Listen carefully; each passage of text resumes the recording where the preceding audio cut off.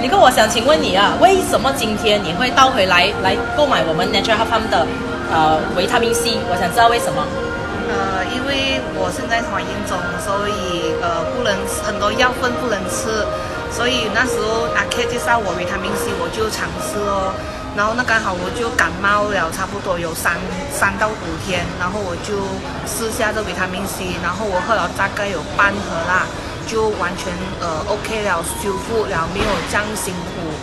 因为怀孕方面生病的是很辛苦，又睡不好，然后又吃不下这样子哦。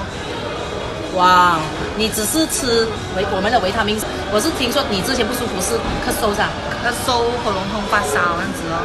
咳嗽、喉咙痛、发烧，所以有咳嗽、喉咙痛、发烧的朋友，记得可以使用我们的 Natural Health Farm 的维他命 C。